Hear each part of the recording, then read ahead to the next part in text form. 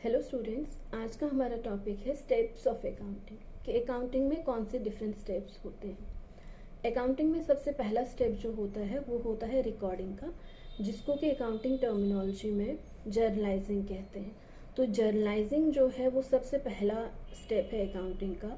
इसमें हम क्या करते हैं, जो भी हमारे बिजनेस से रिलेटेड ट्रांजेक्शन्स होती है उनको हम रिकॉर्ड करते हैं एक प्रीडिफाइंड फॉर्मेट में, और एक प्रीडिफाइंड फॉर्मेट की एक बुक होती है जिसको कि जर्नल कहते हैं। वहाँ पर सारी ट्रांजेक्शन्स को रिकॉर्ड किया जाता है।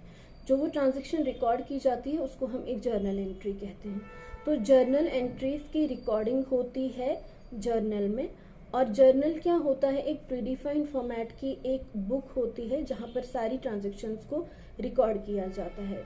सारी ट्रांजेक्शन्स चाहे वो किसी भी तरह की हो, परचेजेस, सेल्स, पेमेंट, रिसिप्ट, किसी से हमने कोई सामान खरीदा है उधार पे, किसी को पेमेंट कर दी है, हमने बैंक से पैसा निकाला है, वो सारा जो है सारी की सारी ट्रांजेक्शन्स की एंट्रीज जो है हम वो पास करते हैं जर्नल में।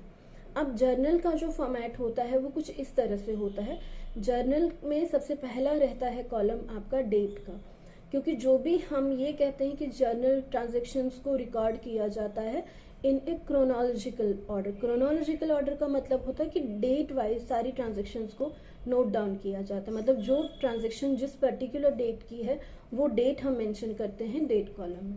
उसके बाद आपका इसमें सेकेंड कॉलम आता है पर्टिकुलर्स का।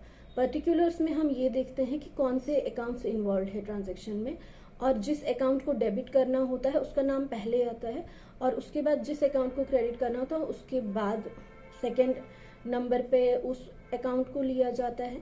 और उसी के अगेंस्ट में डेबिट या क्रेडिट कॉलम में हम अमाउंट लिखते हैं। किसी भी ट्रांजेक्शन में जितना अमाउंट डेबिट होता है उतना अमाउंट आपका क्रेडिट भी होता है। तो सभी जर्नल एंट्रीज में आपका डेबिट अमाउंट और क्रेडिट अमाउंट जो है वो सेम होता है। एक और कॉलम इसमें बीच में होता है जिसको हम लेजर फोलियो कहते हैं, एलएफ। एलएफ का मतलब ये होता है कि यहाँ पर हम हमारे लेजर का वो पेज नंबर लिखते हैं जहाँ पर हम ये ट्रांजेक्शन जो है वो पोस्ट करते हैं लेजर्स में। क्योंकि लेजर पोस्टिंग का प्रोसेस जो आता है वो जर्नलाइजिंग के बाद आता है।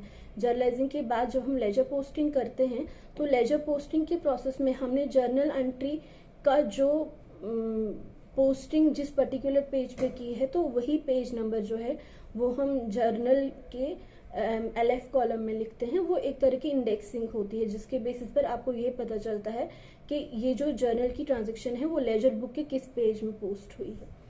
तो ये आपका सबसे पहला स्टेप हुआ जर्नलाइजिंग का।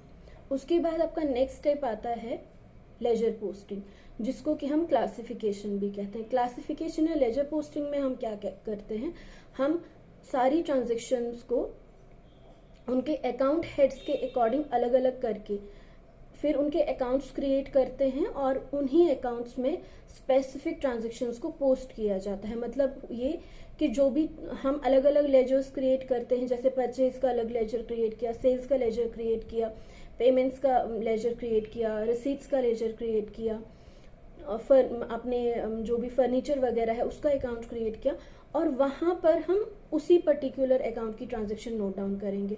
मतलब परचेजेस वाले लेजर में सिर्फ परचेज की ट्रांजेक्शन जाएगी, सेल्स वाले लेजर में सिर्फ सेल्स की ट्रांजेक्शन जाएंगी, पेमेंट्स वाले लेजर में सिर्फ पेमेंट्स की ट्रांजेक्शन जाएंगी, रिसीट्स वाले कैश बुक में आपका सिर्फ रिसीट्स वाली ट्रांजेक्शन्स नोट डाउन होंगी। तो इस तरह से हम क्या करें, क्लासिफाई करते हैं। रिकॉर्डिंग के टाइम तो जैसे जैसे ट्रांजेक्शन्स होती हैं हम उनको रिकॉर्ड करते जाते हैं, लेकिन क्लासिफिकेशन में स्पेसिफिक हेड के बेसिस पर हम ट्रांजेक्शन्स को अलग अलग करते हैं। आप और जो ये ट्रांजेक्शन्स की क्लासिफिकेशन होती है वो लेजर में होती है। जैसे जर्नलाइजिंग का प्रोसेस जो होता है वो जर्नल में होता है, उसी तरह से लेजर पोस्टिंग हमारे लेजर्स में होती है। आप जर्नल और लेजर को कंपेयर कर सकते हो, जैसे कि हम हमारे स्कूल्स में एक रफ कॉपी मेंटेन करते हैं। रफ कॉपी में क्या रहता है कि सारे सब्जेक्ट्स का काम रहता है, चाहे इंग्लिश हो, मैथ्स हो, हिंदी, एसएसटी, साइंस, ये सारे सब्जेक्ट्स का काम रहता है। लेकिन फिर हम क्या करते हैं, घर में आकर के हम इंग्लिश का काम इंग्लिश वाली कॉपी पे करेंगे, मैथ्स का काम मैथ्स वाली कॉपी पे, साइंस का काम साइंस वाली कॉपी पे करें। तो हम क्या कर रहे हैं, क्लासिफिकेशन कर रहे हैं, मतलब वो अलग अलग हो रहा है। अगर हमें किसी स्पेसिफिक सब्जेक्ट का काम ढूंढना हो, जैसे हमें साइंस का काम ढूंढना है, तो साइंस का जो काम है वो हमें साइंस की नोटबुक पे ही मिलेगा। हम अगर रफ में उसको ढूंढने की कोशिश करेंगे तो वहाँ उस साइंस के काम को ढूंढना थोड़ा डिफिकल्ट है, जबकि मुझे पता है कि साइंस वाला जो काम होगा वो साइंस की नोटबुक में ही मिलेगा। उसी तरह से आपका जर्नल और लेजर भी होता है। जर्नल में सारी ट्रांजेक्शन्स नोट डाउन की जाती है, उसमें हम ये नहीं देखते कि क्या ये परचेजेस की है, क्या ये सेल्स है, सारी ट्रांजेक्शन जिस सीक्वेंस में आती जा रही है हम उनको नोट डाउन करते हैं। लेकिन लेजर पोस्ट, फिर लेजर्स में क्या होता है, अलग अलग ट्रांजेक्शन होती है। परचेज की ट्रांजेक्शन परचेज में होगी, सेल्स की ट्रांजेक्शन अलग सेल्स के लेजर में होंगी। उसी तरह से बैंक की से रिलेटेड ट्रांजेक्शन अलग बैंक के अकाउंट में होगी। तो इसी तरह से हम ट्रांजेक्शन्स को अलग अलग करते हैं। उसके बाद हमारा जो नेक्स्ट स्टेप होता है वो है ट्रायल बैलेंस का। लेकिन ट्रायल बैलेंस बनाने से पहले हम हमारे लेजर्स को जो है वो बैलेंस करते हैं। बैलेंस करने का मतलब ये है कि लेजर्स का बैलेंस निकालना, कि किस लेजर का बैलेंस कितना है। अब लेजर का बैलेंस हमें कुछ स्पेसिफिक चीज़ बताता है। जैसे अगर कैश, हमारे पास कैश लेजर का बैलेंस आ रहा है 50,000 रुपीज़, तो इसका मतलब है हमारे जो कैश है, हमारे कैश में इस टाइम हमारे पास कैश जो है वो 50,000 रुपीज़ पड़ा हुआ है। उसी तरह से बैंक का जो आपका लेजर का बैलेंस आ रहा है, डेबिट बैलेंस आ रहा है, उसका 9,50,000 आ रहा है, तो इसका मतलब 9,50,000 हमारे बैंक के अकाउंट में पड़ा हुआ है। हमारा फर्नीचर अकाउंट का बैलेंस मान लीजिए 1,70,000 आ रहा है, तो इसका मतलब हमारे पास जो टोटल फर्नीचर है उसकी वर्थ 1,70,000 रुपीज़ है। तो इसी तरह से हर एक लेजर का एक बैलेंस आता है, हमें वो बैलेंस करना होता है, बैलेंस निकालना होता है। तो ये बैलेंस निकालने के बाद हम फिर बनाते हैं ट्रायल बैलेंस। अभी ट्रायल बैलेंस क्या है? ट्रायल बैलेंस एक ऐसा स्टेटमेंट है जिसके बेसिस पर हमें अपने फाइनेंशियल स्टेटमेंट, जो भी हमने फाइनेंशियल रिकॉर्ड्स प्रिपेयर किए हैं, उनके अर्थमेटिकल एक्यूरेसी का पता चलता है कि क्या हमने सारी जो भी रिकॉर्ड्स मेंटेन किए हैं, हमने जो रिकॉर्डिंग की है, हमने जो लेजर पोस्टिंग की है, लेजर पोस्टिंग के बाद जो हमने बैलेंसिंग की है, क्या वो सही हुई है। और वो हमें कैसे पता चलेगा? आपके ट्रायल बैलेंस की प्रॉपर्टी होती है कि डेबिट साइड का इक्वल क्रेडिट साइड के इक्वल होना चाहिए। मतलब डेबिट साइड हमेशा ही क्रेडिट साइड के इक्वल होना चाहिए। अगर डेबिट साइड क्रेडिट साइड के इक्वल होता है, इसका मतलब जो भी हमने काम अभी तक किया है अकाउंटिंग का वो सारा ठीक है, उसमें किसी भी तरह की कोई, मतलब अर्थमेटिकली वो ठीक है, उसमें किसी तरह की कोई अर्थमेटिक इनएक्यूरेसी नहीं है। उसी तरह से अगर किसी भी तरह की उसमें मिसमैच आता है, सपोज 10 रुपीज़ का भी मिसमैच आता है, तो मतलब आपको वापस से चेक करना होगा, चाहे आपका रिकॉर्डिंग है या फिर लेजर पोस्टिंग है, उसमें चेक करना होगा कि कहाँ पर क्या गलती हुई है। वो मिस्टेक निकाल करके फिर से आप ट्रायल बैलेंस बनाएंगे। जब तक आपका ट्रायल बैलेंस मैच नहीं होता, मतलब जब तक ट्रायल बैलेंस का डेबिट साइड आपके क्रेडिट साइड के इक्वल नहीं आता, तब तक आप जो है फाइनलाइजेशन स्टार्ट नहीं कर सकते। तो इस तरह से ट्रायल बैलेंस हम बनाते हैं, जिसके बेसिस पर हमें अपने फाइनेंशियल रिकॉर्ड्स की अर्थमेटिकल एक्यूरेसी का पता चलता है।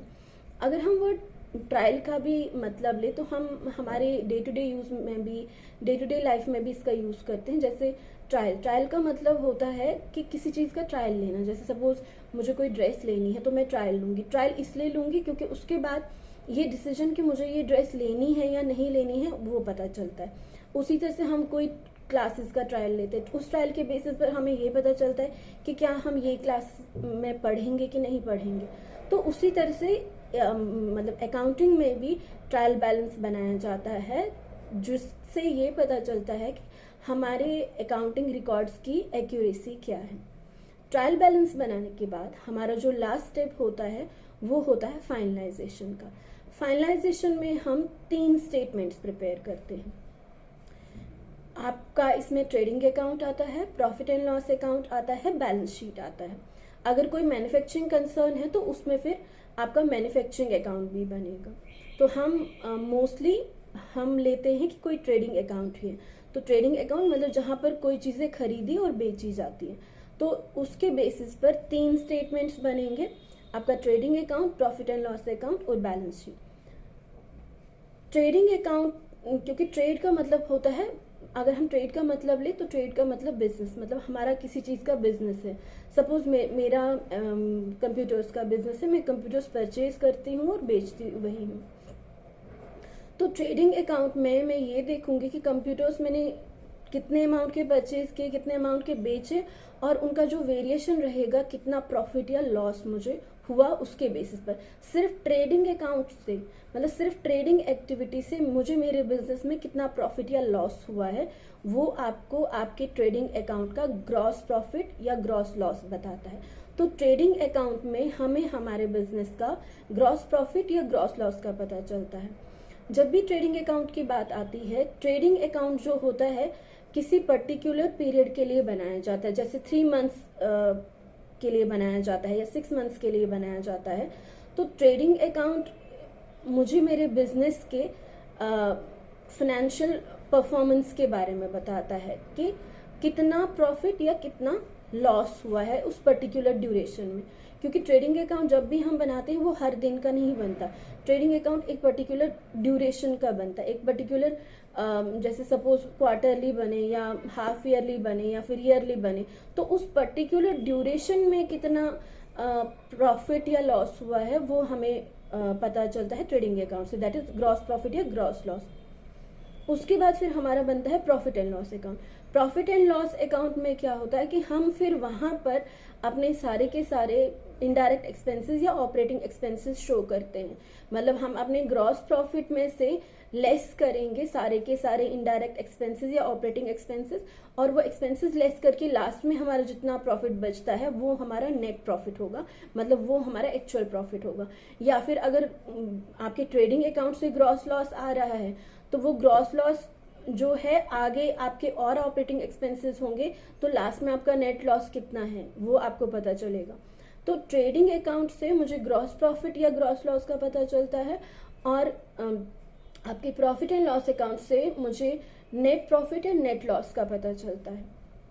अब जब भी हम, जैसे मैंने आपको कहा कि ट्रेडिंग अकाउंट और प्रॉफिट एंड लॉस अकाउंट के बेसिस पर आपको अपने बिजनेस की फाइनेंशियल परफॉर्मेंस का पता चलता है। फाइनेंशियल परफॉर्मेंस तो हम हर दिन का नहीं चेक करते, वो हमें पर्टिकुलर एक ड्यूरेशन का देखना होता है। जैसे जैसे हमें ये भी पता है कि जैसे स्कूल्स में होता है आपकी एकेडमिक परफॉर्मेंस चेक की जाती है। तो एकेडमिक परफॉर्मेंस आपकी हर दिन नहीं देखी जाती। आपकी एकेडमिक परफॉर्मेंस मोस्टली 6 मंथ्स के बाद चेक करी जाती है कि कितना आपने मार्क्स स्कोर किए हैं। सपोज किसी पर्टिकुलर ईयर के हाफ ईयरली एग्जाम्स में आपके 75% मार्क्स आए थे, फिर फाइनल ईयर के एग्जाम्स में आपके 80% मार्क्स आए, तो इसका मतलब आपका जो परफॉर्मेंस है, एकेडमिक परफॉर्मेंस है, वो बड़ा है। तो उसी तरह से जो आपका ट्रेडिंग अकाउंट और प्रॉफिट एंड लॉस अकाउंट है वो हमारे फाइनेंशियल परफॉर्मेंस के बारे में बताता है, मतलब कि कितना प्रॉफिट या कितना लॉस हुआ है पर्टिकुलर ड्यूरेशन में, पर्टिकुलर मंथ्स के बाद। सपोज किसी पर्टिकुलर ईयर के अप्रैल से लेकर के जुलाई तक का आपने चेक किया, या फिर किसी पर्टिकुलर ईयर के 3 मंथ्स का आपने चेक किया कि आपका प्रॉफिट आ रहा था 3 मंथ्स के एंडिंग तक 6 लाख रुपीस। फिर आपने और 3 मंथ्स तक अपना बिजनेस चलाया, और फिर वो आपका आपने फिर से प्रॉफिट चेक किया, तो वो प्रॉफिट अब आपका बढ़ करके 9 लाख हो गया। इसका मतलब आपका फाइनेंशियल परफॉर्मेंस अब अच्छा है और अच्छा हो गया है। तो ट्रेडिंग अकाउंट और प्रॉफिट एंड लॉस अकाउंट हमेशा हमारे बिजनेस का फाइनेंशियल परफॉर्मेंस के बारे में बताता है, और वो फाइनेंशियल परफॉर्मेंस जो होती है किसी पर्टिकुलर ड्यूरेशन की होती है। क्वार्टरली हो सकती है, हाफ ईयर की हो सकती है, या फिर ईयरली हो सकती है। फिर उसके बाद हम बनाते हैं अपना बैलेंस शीट। बैलेंस शीट क्या है कि बैलेंस शीट हमारे बिजनेस के फाइनेंशियल स्टेटस के बारे में बताती है, और बैलेंस शीट जब भी बनाया जाता है वो पर्टिकुलर डेट का बनाया जाता है। जैसे मोस्टली बैलेंस शीट जिस दिन का होगा वो उसी दिन के फाइनेंशियल स्टेटस के बारे में बताएगा। अब फाइनेंशियल स्टेटस का मतलब क्या हुआ, जैसे आप चेक कर रहे हैं बैलेंस शीट में किसी पर्टिकुलर डेट को, वहां लिखा हुआ है कि कैश में 70,000, कैश के अगेंस्ट में 70,000। इसका मतलब उस पर्टिकुलर डेट में आपके पास कैश जो है वो 70,000 पड़ा हुआ है। उसी तरह से आपके बैंक अकाउंट के अगेंस्ट में लिखा हुआ है 1,90,000, इसका मतलब आपके बैंक में उस पर्टिकुलर डेट पर 1,90,000 रुपीज जो है पड़े हुए हैं। उसी तरह से सपोज फर्नीचर का बैलेंस जो है वहां लिखा आ रहा है 3,50,000, इसका मतलब आपके पास फर्नीचर पड़ा हुआ है 3,50,000 का। तो इसी तरह से जो है आपके बैलेंस शीट से आपको आपके बिजनेस का फाइनेंशियल स्टेटस के बारे में पता चलता है कि हमारे पास कितने एसेट्स और कितने लायबिलिटीज हैं। तो इस तरह से जो है आपका फाइनेंशियल परफॉर्मेंस का आपको पता चलता है बैलेंस शीट से, और वो जो फाइनेंशियल स्टेटस होता है वो उसी पर्टिकुलर डे का होता है। मोस्टली बिजनेसेस में ये होता है कि जो भी आपका trading account, profit and loss account और बैलेंस शीट है, ये मोस्टली जो है ईयर एंडिंग पे बनाए जाते हैं, दैट इज 31 ऑफ मार्च को बनाए जाते हैं। मोस्टली ऐसे ही होता है कि 31 ऑफ मार्च को बनाया जाता है, जबकि बाकी जो आपका प्रोसेस चलता रहता है, आपका रिकॉर्डिंग है, that is journalising, ledger posting जिसको कि हम क्लासिफिकेशन कहते हैं, ये सारा प्रोसेस जो है पूरे साल चलता रहता है। उसी तरह से हम अगर मैनुअली काम कर रहे हैं तो हम ट्रायल बैलेंस फिर कुछ मंथ में बना सकते हैं या थ्री मंथ्स के बाद बना सकते हैं। जितना ज़्यादा बड़ा हमारा बिजनेस होगा उसी के अकॉर्डिंग हम फिर अपना जो है आपके स्टेटमेंट ट्रायल बैलेंस तक का काम है वो जल्दी जल्दी करते हो, ताकि आगे आपके लिए फिर और डिफिकल्ट ना हो। लेकिन फिर बाद में जो फाइनेंशियल स्टेटमेंट्स होते हैं, जो कि trading account, profit and loss account और बैलेंस शीट है, वो आप हमेशा ही मोस्टली जो है 31 of March that is year के एंडिंग में बनाए जाते हैं। और वो उस 31 ऑफ मार्च को ये पता चलता है कि ये पर्टिकुलर ईयर में मुझे कितना प्रॉफिट या लॉस हुआ है, मतलब मेरा फाइनेंशियल परफॉर्मेंस कैसा है, और ये मुझे पता चलेगा अपने ट्रेडिंग और प्रॉफिट एंड लॉस अकाउंट के बेसिस पर। और साथ में उसी पर्टिकुलर डेट पे हम एक बैलेंस शीट भी बनाते हैं। वो बैलेंस शीट मुझे मेरे बिजनेस के फाइनेंशियल स्टेटस के बारे में बताता है कि मेरे बिजनेस में कितने एसेट्स और कितने लायबिलिटीज है। तो इस तरह से आपका फाइनेंशियल प्रोसेस चलता है, और इस तरह से आपका जो अकाउंटिंग प्रोसेस है वो कंप्लीट होता है। तो अकाउंटिंग प्रोसेस में जो मेन स्टेप्स आते हैं, सबसे पहले है आपका जर्नलाइजिंग जिसको कि हम रिकॉर्डिंग कहते हैं। सेकेंड वन इज आपका लेजर पोस्टिंग जिसको हम क्लासिफिकेशन कहते हैं। उसके बाद हम लेजर्स को बैलेंस करते हैं, जिसमें हम हमारे जो भी अकाउंट्स हैं उनके बैलेंसेस देखते हैं कि कितना है, और फिर हम ट्रायल बैलेंस बनाते हैं। ट्रायल बैलेंस की ये प्रॉपर्टी होती है कि उसका आपका डेबिट साइड क्रेडिट साइड के इक्वल होना चाहिए। अगर ये होता है इसका मतलब अर्थमेटिकली हमने सारे के सारे जो काम है वो सारा करेक्ट किया, उसमें किसी तरह की कोई गलती नहीं है। और उसके बाद फिर हम फाइनलाइजेशन ऑफ अकाउंट स्टार्ट करते हैं। फाइनलाइजेशन में हम 3 स्टेटमेंट्स प्रिपेयर करते हैं, और उन 3 स्टेटमेंट्स में mostly trading account, profit and loss account और बैलेंस शीट बनता है। ट्रेडिंग अकाउंट के बेसिस पर हमें ये पता चलता है कि सिर्फ ट्रेड करके, मतलब सिर्फ जिस चीज का हमारा बिजनेस है उसको खरीदने और परचेज करने पर हमें कितना प्रॉफिट या लॉस हो, और ट्रेडिंग अकाउंट से मुझे मेरे बिजनेस का ग्रॉस प्रॉफिट या ग्रॉस लॉस का पता चलता है। और फिर प्रॉफिट एंड लॉस अकाउंट में हम अपने ऑपरेटिंग एक्सपेंसेस भी शो करते हैं, और उसके बाद हम चेक करते हैं कि लास्ट में कितना नेट प्रॉफिट या नेट लॉस है, और ये नेट प्रॉफिट या नेट लॉस ही आपके बिजनेस का एक्चुअल प्रॉफिट या लॉस होता है। तो इस तरह से आपका ट्रेडिंग और प्रॉफिट एंड लॉस अकाउंट आपको आपके बिजनेस के फाइनेंशियल परफॉर्मेंस के बारे में बताता है। और लास्ट में 31 ऑफ मार्च को ही आप अपना बैलेंस शीट भी बनाते हैं। जो बैलेंस शीट है वो आपके बिजनेस के फाइनेंशियल स्टेटस के बारे में बताता है कि आपके पास कितने एसेट्स और कितनी लायबिलिटीज है उस पर्टिकुलर डेट पर। तो इस तरह से आपका जो अकाउंटिंग का प्रोसेस है वो कंप्लीट होता है। तो आज के लिए इतना ही। Thank you so much. अगर आपको ये वीडियो अच्छी लगे तो प्लीज़ लाइक, शेयर और सब्सक्राइब करिए। और जहाँ पर आपको लगता है कि किसी भी तरह की कुछ गलती हुई है या किसी भी तरह से मैं ये इम्प्रूव कर सकती हूँ, तो मैं आपके कमेंट्स का मैं वेट करूँगी, सो दैट मैं अपनी वीडियोस को और अच्छे से अच्छा बना सकूँ। Thank you students.